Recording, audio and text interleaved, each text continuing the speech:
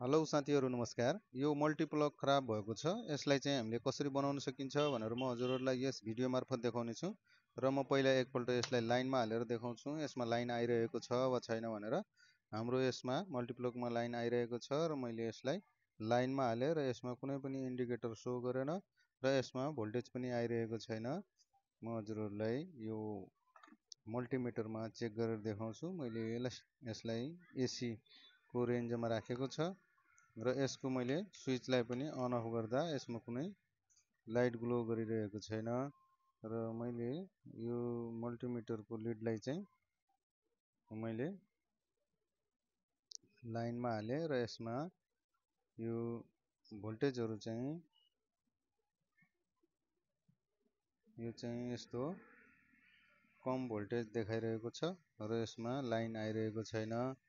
र यस्तो अवस्थामा चाहिँ हामीले कसरी यसलाई रिपेयर गर्न सकिन्छ भनेर म हजुरहरूलाई बताउन गइरहेको छु। र यसमा यसको स्विचलाई अन गर्दा यसमा चाहिँ एसी भोल्टको हाफ भोल्टेज चाहिँ आइरहेको छ। जस्तै 220 भोल्ट एसी आउनु पर्ने ठाउँमा चाहिँ 120 देखि लिएर 36 40 41 भोल्टेजसम्म देखाइरहेको छ। र यसलाई चाहिँ हामीले यसमा चाहिँ लाइनमा हाल्दा चाहिँ हाम्रो यसको हामीले जुन यसको लाइन छ लाइनमा चाहिँ हाल्दा हाम्रो भोल्टेज चाहिँ 225 भोल्ट एसी देखाइरहेको छ। र अब म यसमा के प्रब्लम छ भनेर म यसलाई खोलेर देखाउने छु यसमा के प्रब्लम भइरहेको छ भनेर। यसको लागि हामीले यसको यो 4 वटा स्क्रुहरूलाई खोल्नु पर्ने हुन्छ। र अब म यसको यो स्क्रुहरू खोल्न गइरहेको छु।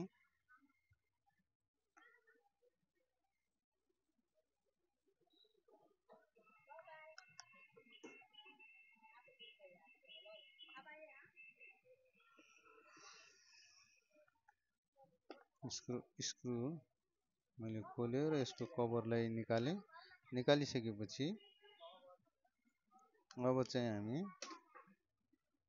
यसलाई एकपल्ट लाइनमा हाल्नेछौँ र फेरि हामी यसको भोल्टेजलाई चेक गर्नेछौँ।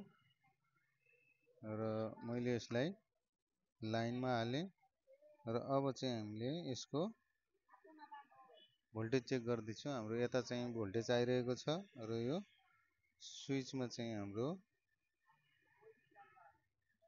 भोल्टेज आइरहेको छ र हाम्रो यहाँ चाहिँ हाफ भोल्टेज आइरहेको छ। र यसमा चाहिँ हाम्रो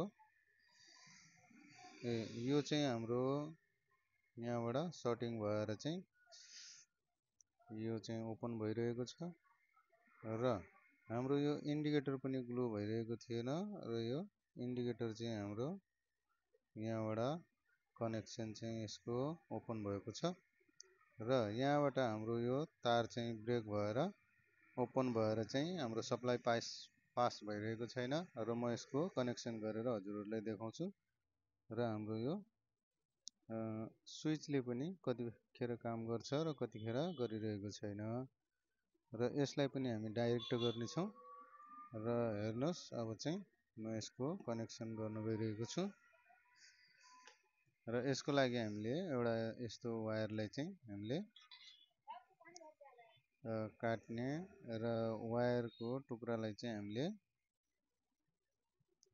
यसलाई सोल्डरिङ गर्नेछौँ।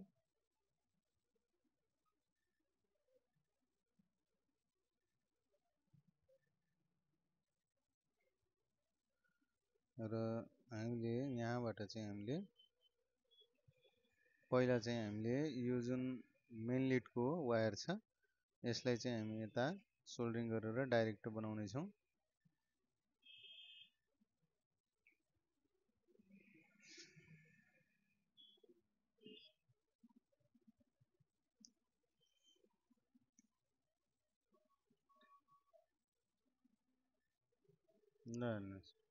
यो मेन लिडको वायरलाई चाहिँ हामीले यता कनेक्सन गर्यौँ र यसपछि चाहिँ हामीले जुन यो वायर छ यो वायरलाई हामी चाहिँ यहाँबाट काट्ने छौँ र फेरि हामी चाहिँ जुन हाम्रो यहाँबाट ब्रेक जुन ओपन भएको वायर थियो त यो वायरलाई चाहिँ हामी यता सोल्डरिङ गर्नेछौँ र यस वायरलाई हामीले सोल्डरिङ गर्यौं र यसपछि चाहिँ हामीले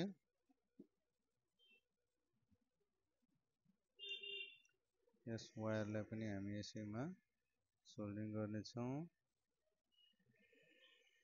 र यो वायरलाई हामीले सोल्डरिङ गरिसक्यौं र अब चाहिँ हामी यो वायरलाई चाहिँ हामी यता सोल्डरिङ गर्नेछौँ जुन मेन लिडको वायर छ यसलाई हामीले यहाँ सोल्डरिङ गर्यौं र सोल्डरिङ गरिसकेपछि यो हाम्रो जुन यो इन्डिकेटरको जुन यो कनेक्सन छ यो कनेक्सनलाई पनि हामी यहाँ सोल्डरिङ गर्नेछौँ यसको एलईडी को जुन कनेक्सन छ यो कनेक्सन पनि यहाँबाट ओपन भएको छ र यो कनेक्सनलाई चाहिँ हामी यसमा सोल्डरिङ गर्दैछौँ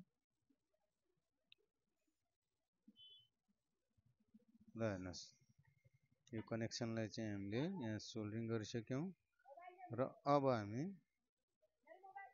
यसलाई चाहिँ फिटिङ गर्नेछौँ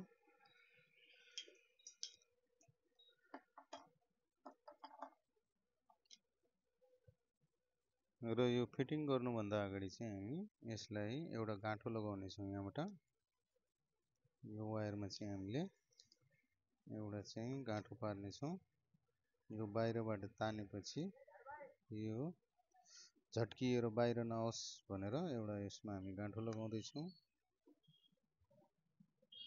र यसपछि चाहिँ हामी यसलाई चाहिँ यहाँ चाहिँ यस्तो राखेर यसको कभरलाई राख्नेछौँ र यो राख्नुभन्दा अगाडि चाहिँ म हजुरहरूलाई एकपल्ट यसलाई लाइन चेक गरेर देखाउँछु र हेर्नुहोस् अहिले चाहिँ यसको जुन इन्डिकेटर छ यो इन्डिकेटर चाहिँ बलिसकेको छ इन्डिकेटर बलेको देखिरहेको छ र अब मैले यसमा भोल्टेज पनि हजुरहरूलाई चेक गरेर देखाउँछु ल हेर्नुहोस् 220 भोल्ट एसी आइरहेको छ यो हाम्रो लास्टमा पनि आइरहेको छ यसमा पनि आइरहेको छ यो यतातिर लास्टमा पनि आइरहेको छ र यसको हामीले कनेक्सन गरिसक्यौं र अब हामी यसलाई फिटिङ गर्नेछौँ फिटिङ गर्नको लागि चाहिँ हामीले यसरी यसको कभरलाई राख्ने र कभरलाई राखिसकेपछि यसको स्क्रुहरूलाई हामीले टाइट गर्ने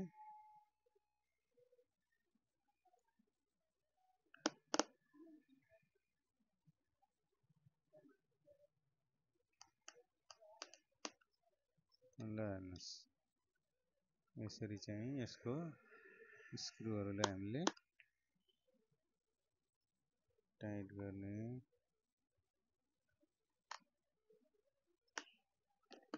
र अब म यसमा यसको भोल्टेज चेक गरेर देखाउँछु ल हेर्नुहोस् अहिले चाहिँ हाम्रो इन्डिकेटर चाहिँ यो ग्लो भइसकेको छ र फेरि म एकचोटि निकालेर प्लगलाई फेरि एकचोटि हाल्दैछु र यसको इन्डिकेटर चाहिँ ग्लो भइरहेको छ र यसमा चाहिँ हामी यसको भोल्टेज पनि चेक गरेर देखाउँदैछौँ र अब म एकपल्ट यसमा यो एडाप्टर पनि हालेर देखाउने छु हजुरहरूलाई ल हेर्नुहोस् अहिले चाहिँ यसमा भोल्टेज आइसकेको छ र यो एडाप्टरको चाहिँ इन्डिकेटर अहिले ग्लो भइरहेको छैन र म अब यसमा हाल्न गइरहेको छु र हेर्नुहोस् इन्डिकेटर चाहिँ ग्लो भइरहेको छ र यो यसमा लाइन आइसक्यो यसको चाहिँ अघि नै चाहिँ सप्लाई भइरहेको छैन अहिले चाहिँ यसमा सप्लाई आइसकेको छ र यसरी चाहिँ हामीले यो मल्टिप्लगलाई बनायौं र हजुरहरूलाई भिडियो कस्तो लाग्यो यदि राम्रो लाग्योमा लाइक कमेन्ट र सब्स्क्राइब गर्नुहोला धन्यवाद।